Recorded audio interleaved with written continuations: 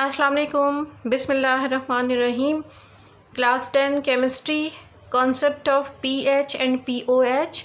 इसमें हमारा जो आज का टॉपिक है वो है वाटर आयोनाइजेशन। वाटर जो है वो एक न्यूट्रल सब्सटेंस है जिसके अंदर H+ आयन और OH- आयन की तादाद इक्वल होती है। जैसा कि हमें पता है कि H+ के अंदर जो है वो तमाम की तमाम एसिडिक प्रॉपर्टीज़ होती हैं और OH- आयन के अंदर बेसिक प्रॉपर्टीज़ होती हैं और दोनों की इक्वल क्वांटिटी है, तो इस वजह से वाटर जो है वो न्यूट्रल सब्सटेंस है। अगर हम वाटर की आयोनाइजेशन को देखें तो water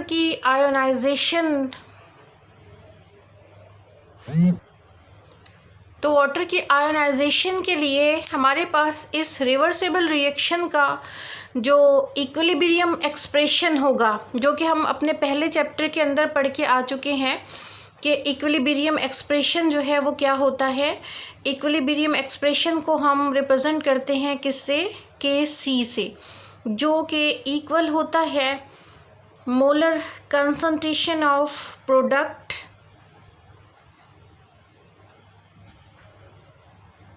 divided by the molar concentration of reactant।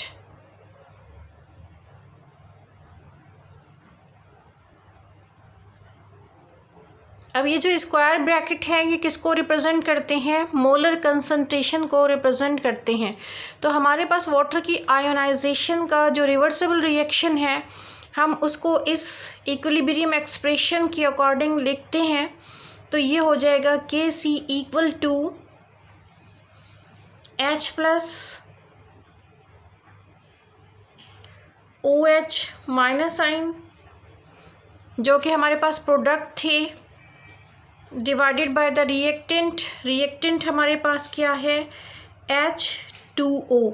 Repeat कर रही हूँ कि ये जो स्क्वायर ब्रैकेट है ये मोलर कंसंट्रेशन को रिप्रेजेंट करता है और हमें पता है कि मोलर कंसंट्रेशन जो है वो उसका यूनिट क्या होता है, उसका यूनिट होता है मोल पर DM क्यूब, जो कि चैप्टर 1 केमिकल इक्विलिब्रियम में हम पढ़ के आ चुके हैं। अब होता ये है कि वाटर जो है वो बहुत ही कम आयोनाइज होता है, वाटर बहुत ही कम आयोनाइज होता है, यानी H+ आयन और OH- आयन बहुत ही कम बनाता है। इसको हम एक एग्जांपल से समझ सकते हैं कि अगर सपोज़ हमारे पास वाटर की 100 मॉलिक्यूल हैं तो उसमें से कोई एक आध मॉलिक्यूल है जो H+ आयन बनाएगा और OH- आयन बनाएगा, 99% जो मॉलिक्यूल हैं वो अनचेंज्ड रहेंगे। तो इस अनचेंज्ड सिचुएशन के लिए जो यहाँ पे फिर हम इक्वेशन लिखते हैं वो होती है Kc इक्वल टू H2O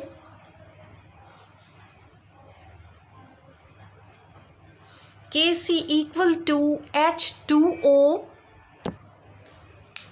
जी, Kc H2O, सॉरी यहाँ पे इक्वल नहीं आएगा, Kc H2O equal to H+ ion molar concentration of OH- ion. तो हमारे पास इक्वेशन क्या बन जाएगी कि Kc H2O equal to H+ ion and OH- ion. अब Kc H2O को हम रिप्रेजेंट कर सकते हैं Kw से। And what is Kw? Kw is ionic product constant. What is Kw?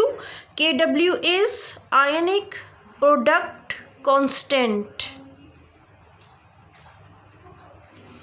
यानी H+ और OH- का जो प्रोडक्ट होगा उसका आयनिक प्रोडक्ट कांस्टेंट किससे रिप्रेजेंट किया जाता है, Kw से।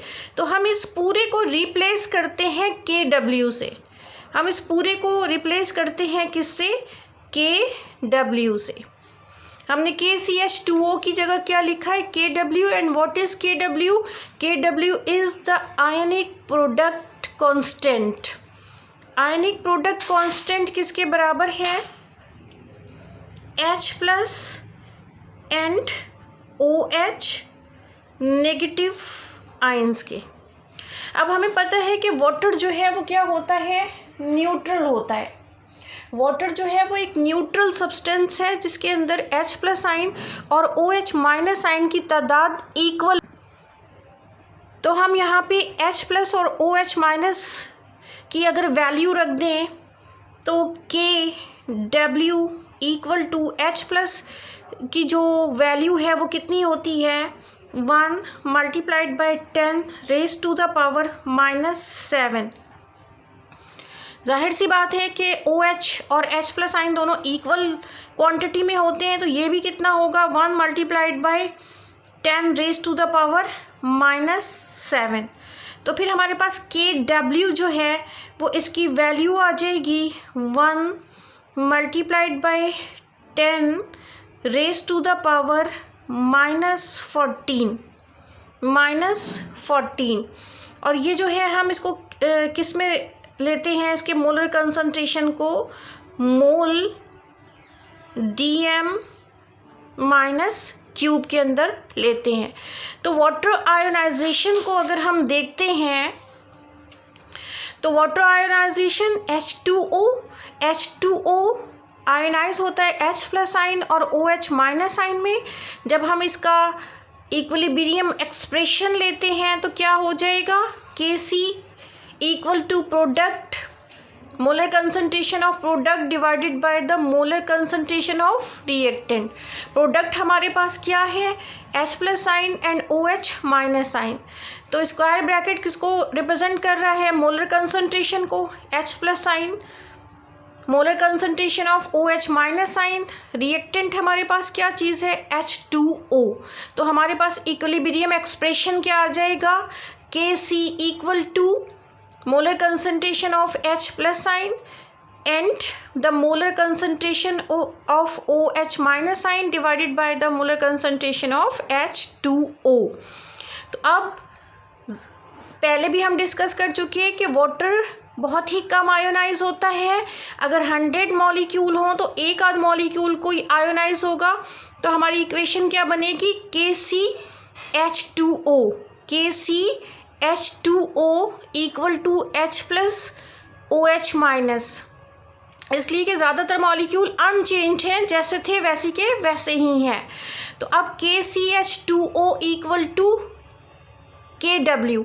KCH2O को हमने KW क्यों कहा, इसलिए कि इन दोनों का